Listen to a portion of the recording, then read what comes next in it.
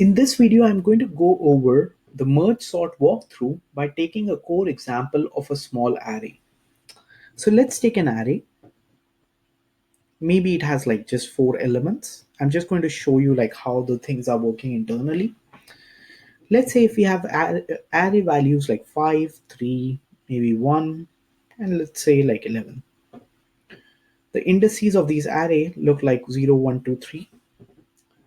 Now we are going to call merge sort on this function that takes in this array that we have called A with the value 0 and length of A minus 1, which is 3. So we have called merge sort A, 0 and 3. That's our core recursion call. So let me write down here. I'm going to keep track of the calls right here. So we have called ms with A, 0 and 3. Next, what we are going to do is we have L equal to 0 and R equal to 3. We are going to check if L is less than 3. That's true. We are now going to calculate M. So M is equal to L, which is 0, plus R minus L. So it's 3 minus 0 divided by 2, which is actually equal to 3 divided by 2 is 1.5. So we are going to round it down because it's integer division. So it will be M equal to 1. Next, what we are going to do is, like, let me keep track of these variables as well, because otherwise there might be some confusion later on, which is L, M, and R. So initially our variables look like 0 and 3. We have just calculated M, that's 1. We are now going to call merge sort on array with the parameters L comma M. So L is 0 and M is 1. So we have made now a new call, which is MSA 0 and 1. At this stage, it's going to go back up. We still haven't finished the execution, but it's going to go back up right here with the new values 0 and 1. So I'm going to erase this, but I'm also going to change my pen. So to show you a different recursion call, which is 0 and 1. 0 and 1 will be compared. Like, since this is true, it's going to go in. It's now going to compute the new M. So I'm going to compute the new M, which is equal to L, which is 0, plus R minus L, which is in this case 1 minus 0 is 1 divided by 2, which is again like 0 because integer division is 0 of half. Okay. So in this case, in our new recursive call, we have 0 and 1 as our L and R, and we have now computed M to be 0. We are now going to call ms arr with the value L comma M. So L is 0, M is also 0. So we have that here in our call stack, which is we have A 0 0. It's going to go back up. Let me change the color of my pen. So we now have the new values as 0 and 0. Now, since 0 is not greater than 0, we will never execute the body of this loop. And this recursion has now ended because we have just one element in our subarray, which is just this 5. Next, it's going to still go to the next line of the merge sort for the previous call stack, which is we have still not finished the 0 0 1. So I'm going to change my color again. I'm now going to call merge sort on arr m plus 1. So m was 0, so it will be 1 comma 1 because r is also 1. We are going to go back up.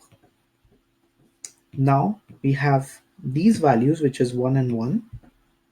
I'm going to add that to the stack frame, which is msa11. What's going to happen is 1 is not less than 1, so again none of these lines are executed.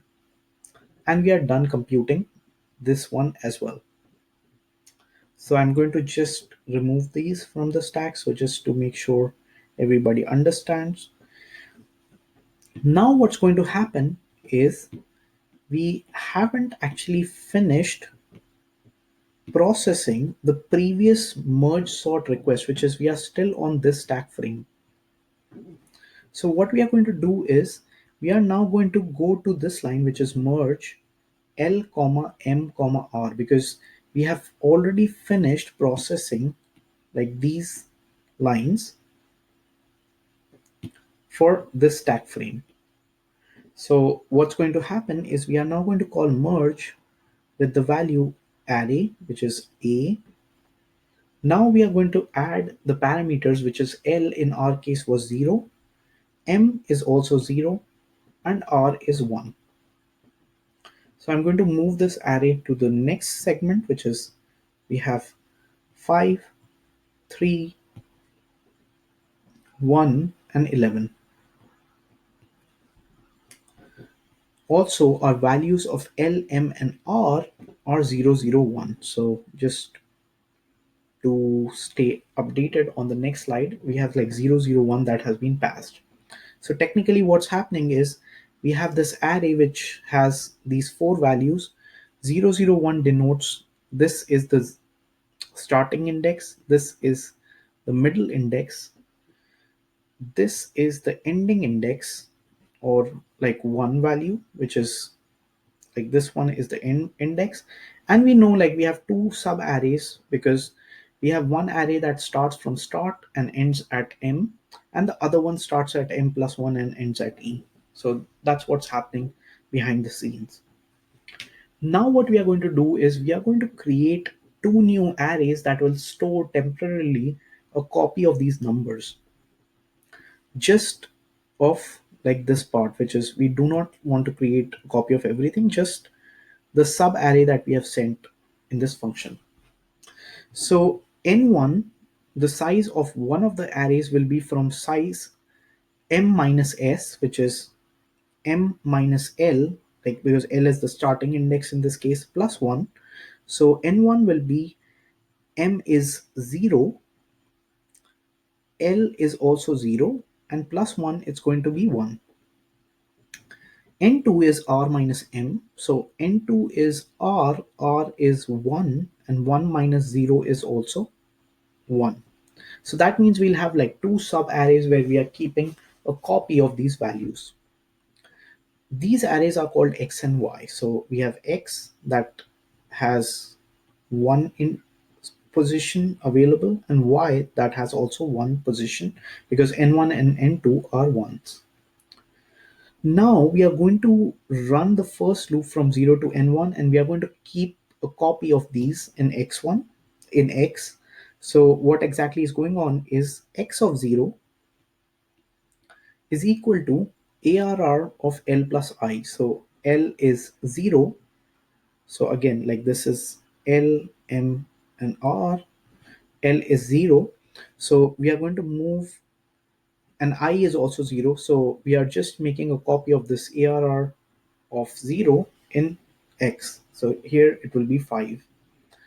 Now the loop has already ended because I will be now 1 and n1 is also 1. So the condition is false. Next, we are going to do the same for y. So in this case, it's running from 0 to n2, which is the number of elements that we need to copy. And yj is equal to m plus 1. So m is 0 plus 1 is 1, and j is also 0. So in this case, yj, which is actually 0, position of y, that's going to store 3. So after this, like we'll again exit this loop. So now we are going to have three variables here, which is I, j, and k. I and j are initially 0, and k is actually equal to l. So l is also 0. So we are going to keep track of all these. And now we are going to compare our two lists, which is this is first list, this is second list. We are going to compare them and override our original array. So there are multiple ways to do the same thing, which is you can actually, instead of copying it right here, you can create a two size array and later on like move the pointers here and move the elements here. It's the same. At the end you'll reach to the same conclusion. You can follow either approach. So we go to line 21.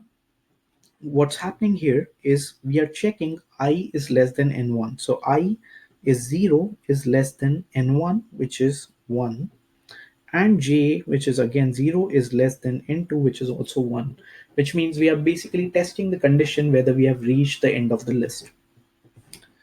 Here we are checking one element of this list to another element of this one. So in this case, xi is compared to yj. Both of them are zeros, so the zeroth locations. So 5 is compared with 3. So in this case, 5 is not less than 3. So it's going to go to the else part. ARR of k, which is ARR of 0, like ARR is still this array, it's going to add to the first index, which is this position, yj, which is yj is this value. So at one stage, like right now in our code, our array would look like something like this, which is 3, 3, 1, and 11. Next, we are going to increment the value of j. So j's value is now incremented here to 1, and k's value is also incremented to 1. Now we are going to go back up. We see 0 is less than 1, that is fine. But now j is 1, 1 is less than n2 is false. So we are done because we have reached the end of one of the list, because we have already made a copy of this. So we have reached the end of this. So what we are going to do is we are going to append all the elements in the first list to the back of our array. We are going to override those values. So here in this part of the code, what we are basically checking is I less than n1. So I is 0, and is it less than 1, which is again like true. So we are going to change the value of ARRK, which is ARRK. Now k is 1, which is this value, is now going to change to xi, which is we are copying the value of xi, right? This one here. So we have 5. Now we are going to increase the value of I and k, which is I will now be 1 and k will be 2. Here it will check if j is less than n2. So j is 1. Is it less than 1? No. Like n2 is 1. So we won't enter this loop because we now have this array which will be passed back to the function. So in this case, now our array would look something like this, which is we have 3, 5, 1, and 11 at the end of the first recursive call. So we are now done computing this one, which is ARR A01 is now done, but we still have to compute the right hand side of the first recursive call. So we were on line this one. So now we'll reach to the second line, and like we are done computing this step, but we still have to go back to this recursive call. So it's going to call merge sort ARR M is 1, so it's going to call on 2 and 3. Again, the same process is repeated. So I'm not going to visualize that now, which is you will first break it down into smaller chunks. Then at the end, what will happen is uh, you will get at the end of the iteration, which is like since this is already sorted, it will go back to this merge step and it will come back and our array would again look like this. After that, it will go back to this step. Like this merge step is still not done. Like after we have done all the computations, it will go back to the merge step, and now it will have these values, which is a and l will be actually 0, m will be 1, and r will be 3. So you'll have like two lists that need to be merged, which is this one and this one, and it's going to merge it and give you the correct answer, which is 3 will be compared with 1. So in our array, 1 will be overridden on top of 3 because we have like two lists, which is 3, 5, and 1, 1, 1, 11. Next, what's going to happen is we are going to move this position to the pointer's position to 11, and 11 and 3 is going to be compared. 3 will be overwritten in the array, and we are going to move our top iterator to 5. 5 will now be written to the array, and since we have finished the first sublist, we are going to move the second sublist and add or overwrite all the elements in the second one. So at the end of the day, we'll have 1, 3, 5, and 11 in our array, which is like sorted. So I didn't do the second half of the recursion, but I think like now you must have gotten the idea that after our recursion, we are going to go back to the previous step because we still haven't finished the call to the previous stack. Like try to do this on a piece of paper. It's a bit complicated. We won't be asking you like exactly to um, memorize all of this, but you should know the exact idea, like half, which is like you should at least know the pseudocode of how merge sort is working, which is you divide the problem into halves till you reach an array of size 1 when it is already sorted, and then you're going to merge from bottom up, which is you're going to merge two lists and build again like an array that is completely sorted. That's pretty much it for this video. If you have any questions, feel free to contact me.